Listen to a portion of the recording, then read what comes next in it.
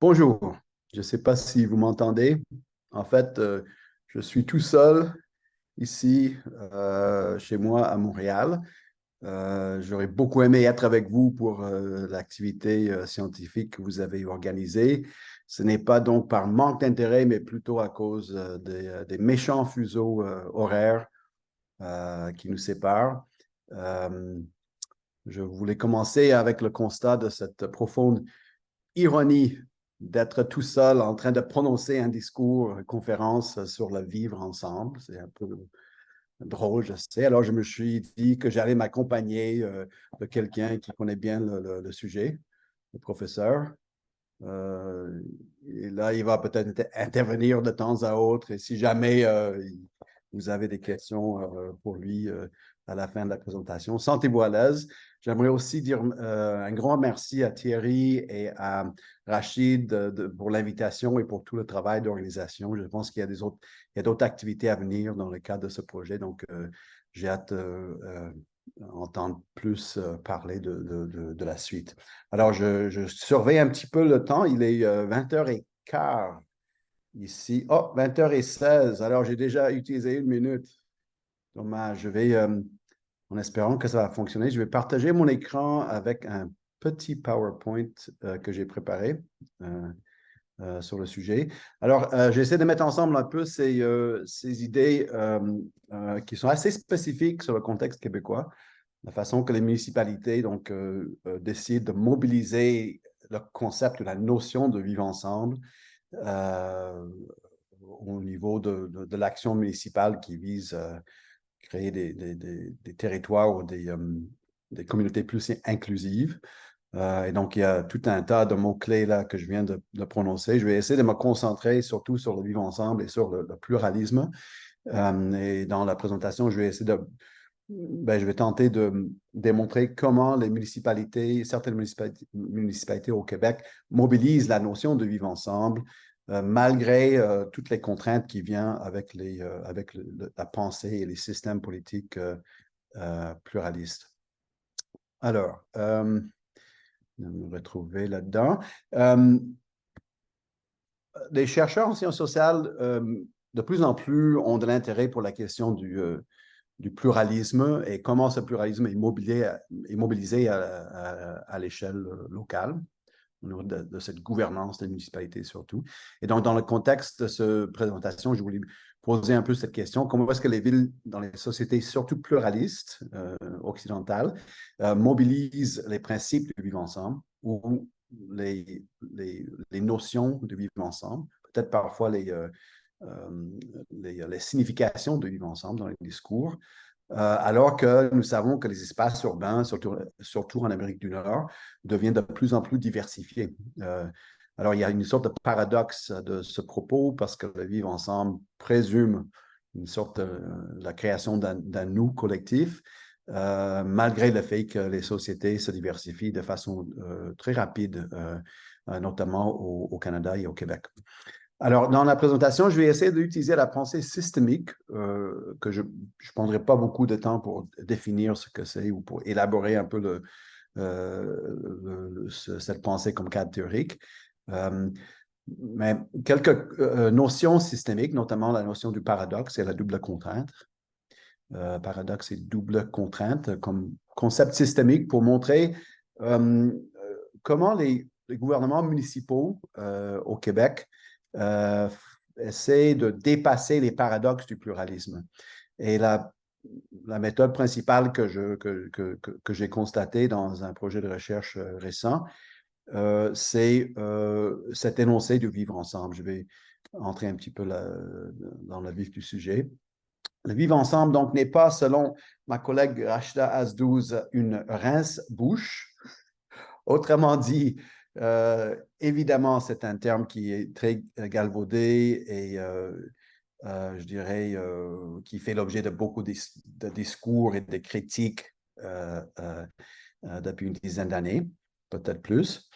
Mais dans le livre qui porte ce titre, le Vivre ensemble n'est pas une rince-bouche, Rachida Azdouz explique que le vivre ensemble n'est pas uniquement un discours politique vide de sens et donc opportuniste, mais c'est aussi un discours qui relève d'un contexte social particulier. C'est pas unique au Québec, parce qu'il y a l'idée du vivre ensemble qui circule beaucoup dans le monde francophone. D'ailleurs, j'ai essayé de montrer que c'est un concept francophone qui circule beaucoup dans ces espaces des différents pays francophones et qui se traduit difficilement en anglais. Dans son texte, Rachida explique aussi les parentés entre ce concept et le système politique, philosophique du républicanisme. Dans quelques autres recherches que nous avons menées avec notre équipe, le Labri, on a pu montrer que le vivre ensemble se mobilise assez facilement, avec assez de souplesse à l'échelle locale, notamment quand on parle des gouvernements locaux ou les gouvernements de proximité, entre guillemets. Alors, je vais baser mes propos surtout sur un article qui vient de paraître cette année, en 2003, dans la revue Nationalism and Ethnic Politics.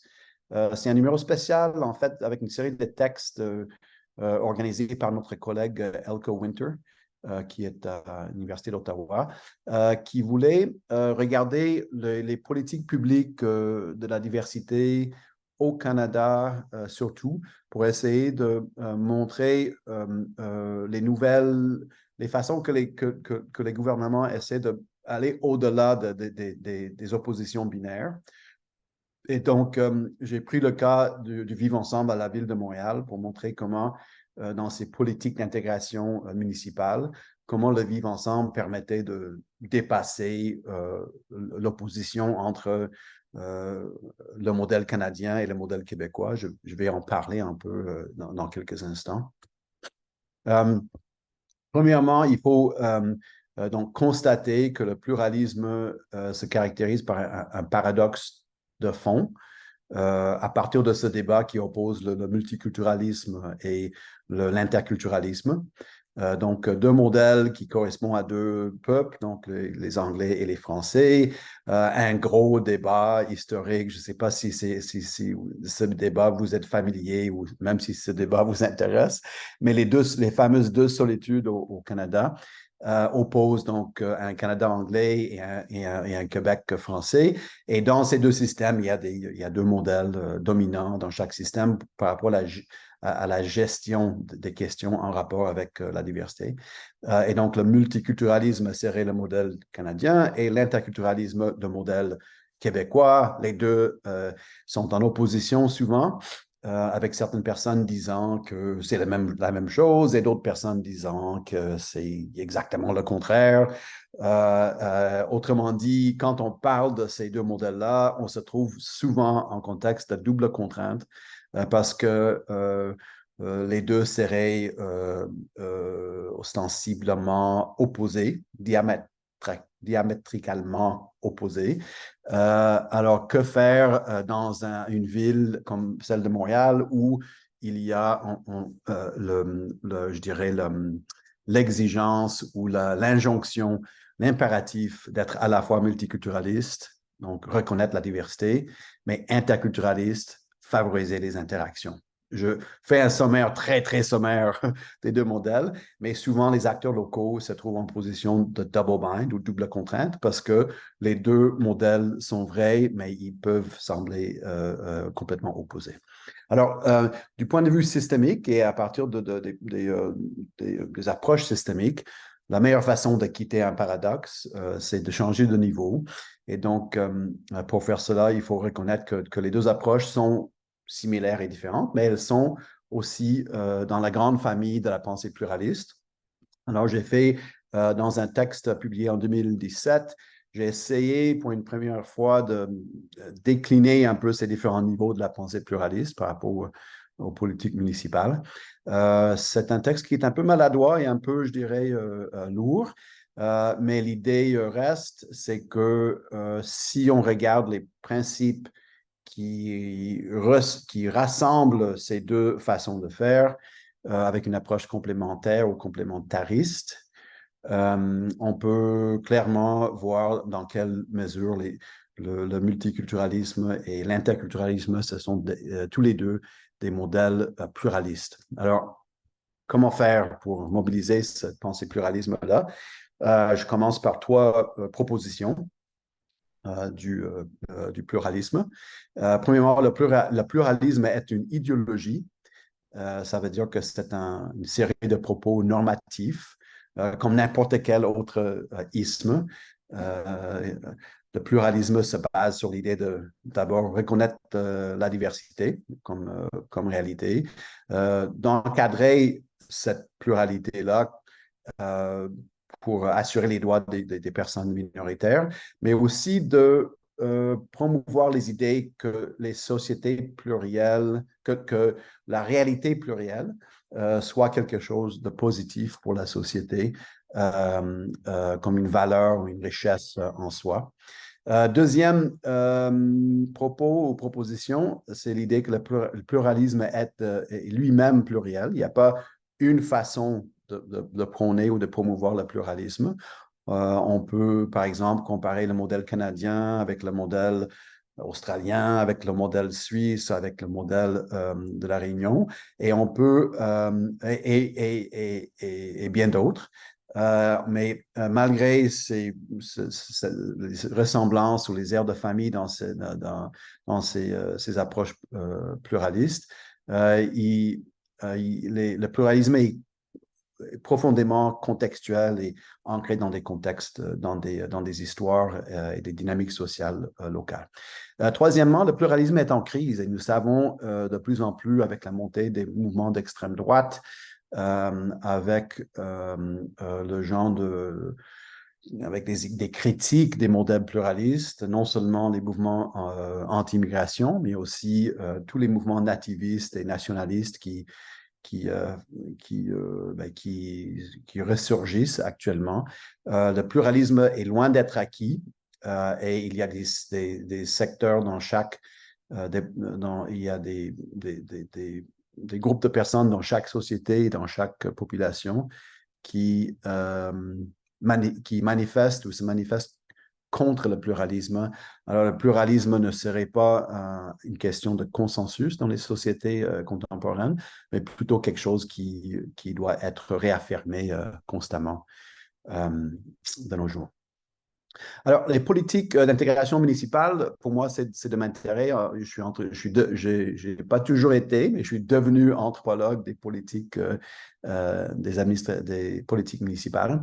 On voit qu'en général, les écrits sur le pluralisme, qui viennent beaucoup de sciences politiques, théorie politique, philosophie politique, l'étude de ce pluralisme-là est dominée par l'échelle nationale. Donc, on a tendance souvent à parler des pays pluralistes ou des systèmes politiques pluralistes à l'échelle nationale. De plus en plus, le pluralisme se manifeste à l'échelle locale, municipale. Et donc, moi, avec des collègues, on a commencé à regarder un peu la forme exacte que ça prend. Alors, quand la pensée pluraliste est mobilisée à l'échelle municipale, quelles sont les stratégies utilisées par les villes ou par les acteurs municipaux? Dans le cas du Québec, les réponses sont multiples et ils sont assez surprenants. Je vais donc vous donner trois cas. Bon, je vais essayer de parler pendant 15 ou 20 minutes au total. Donc, il me resterait peut-être une dizaine de minutes, je pense. J'ai trois cas. C'est loin d'être une analyse exhaustive, mais j'ai constaté à travers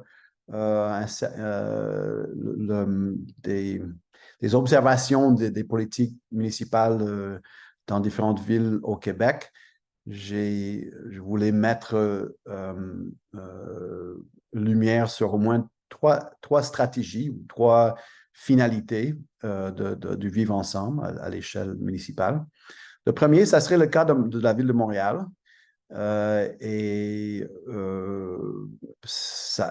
me ramène un petit peu dans l'histoire récente où en 2015, l'ancien maire de la ville de Montréal, Denis Coderre, décide de bâtir sa plateforme électorale sur cette idée du vivre ensemble.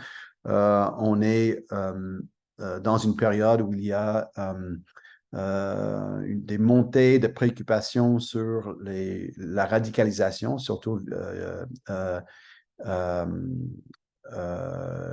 islamique ou islamiste plutôt.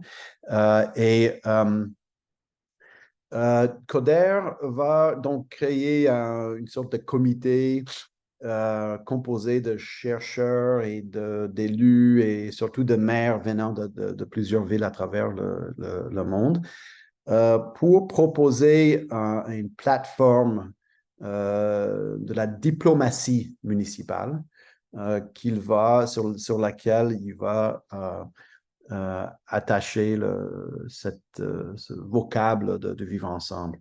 Dans son programme de vivre ensemble, on va voir une série de mots-clés,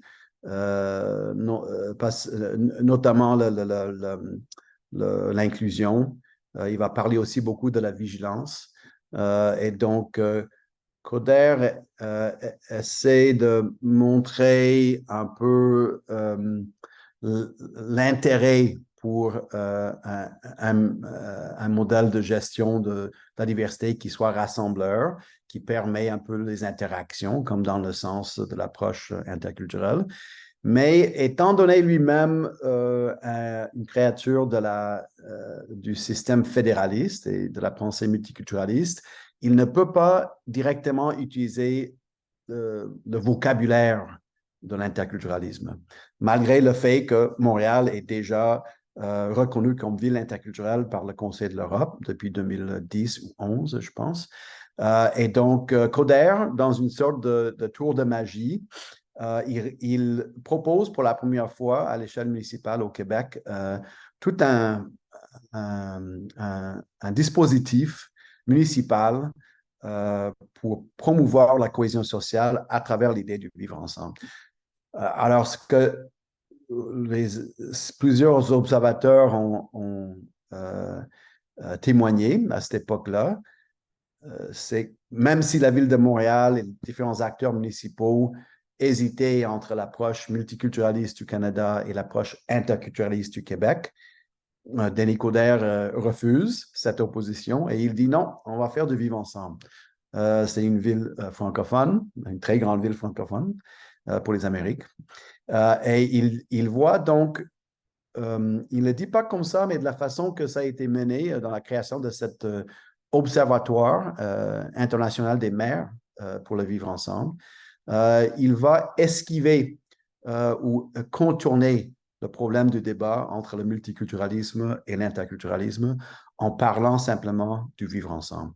Alors, il y a un observatoire avec des maires qui participent, une déclaration, des articles et puis une série de suivis pour mettre en lumière le vivre ensemble à l'échelle municipale. Coder, évidemment, au milieu de tout ça, quelqu'un qui se voyait vraiment comme une figure internationale. Il n'est plus maire, il a perdu 2 fois dans les élections municipales.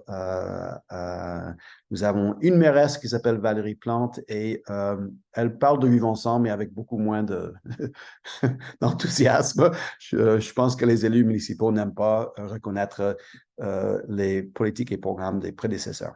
Alors, deuxième cas, ça serait le cas de vivre ensemble qui vise à contrer les radicalismes.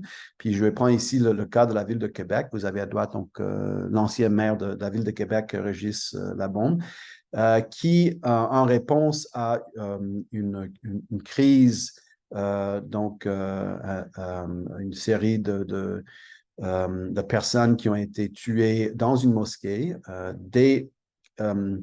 des citoyens de la ville de Québec musulmans qui ont été tués par un radical de l'extrême droite de la société majoritaire. Les bombes refusent cette idée que le Québec est intolérant et il met sur pied presque immédiatement toute une série de politiques municipales sur le vivre ensemble. Québec va devenir donc le chef de file dans le domaine des politiques municipales sur le vivre ensemble. Ça continue jusqu'à maintenant. Ils ont engagé des personnes pour s'occuper du vivre ensemble, beaucoup de fonctionnaires et de politiques et programmes qui visent à rétablir une sorte de cohésion sociale à travers l'idée du vivre ensemble, malgré tout ce qui se passe suite à ces événements-là, malheureux.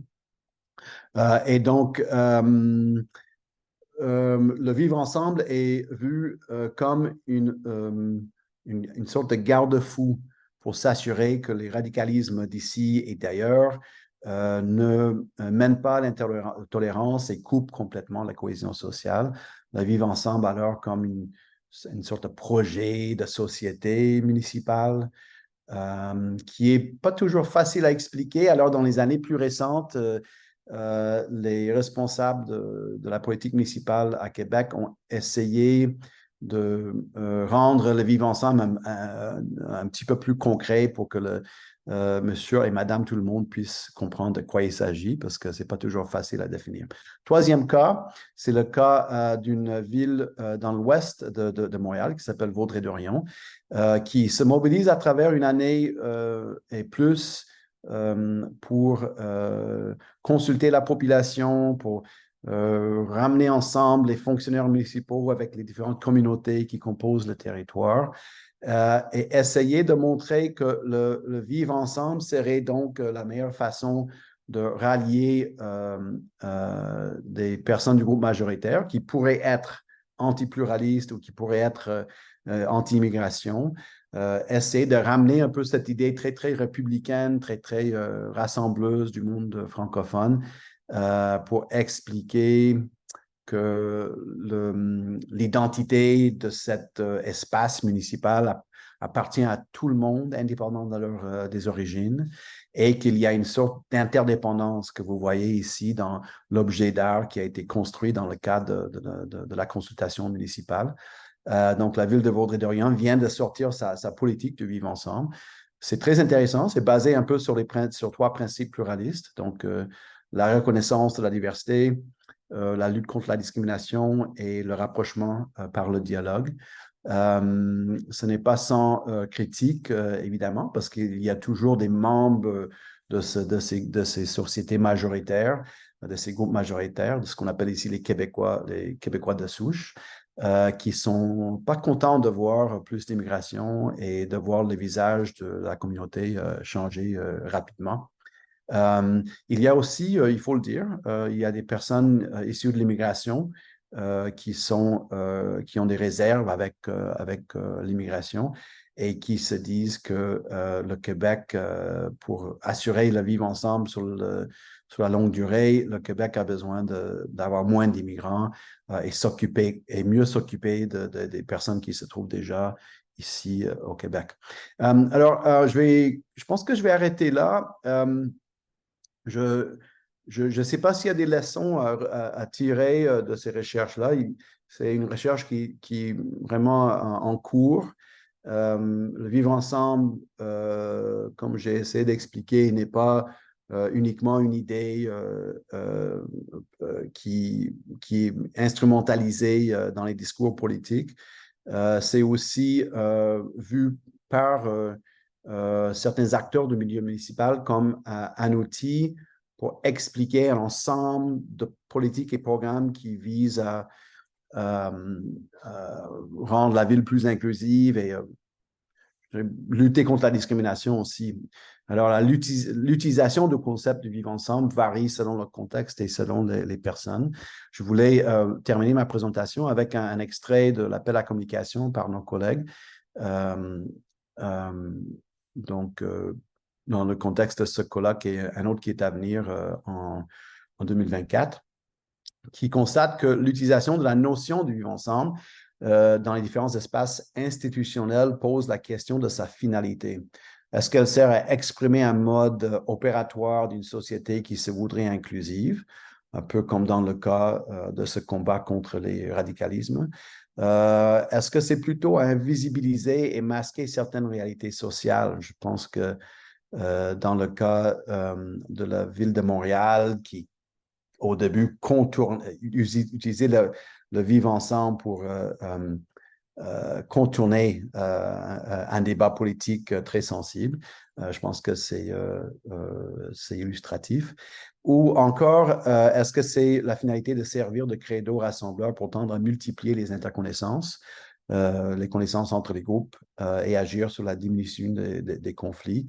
Je pense que dans le cas de Vaudreuil-Dorion, je pense que nous avons des initiatives qui vont dans ce sens-là. J'espère que je n'ai pas trop parlé. Je suis content de voir que mon collègue et mentor est toujours avec nous. Je vous souhaite un très bon colloque. Au plaisir de nous voir et revoir.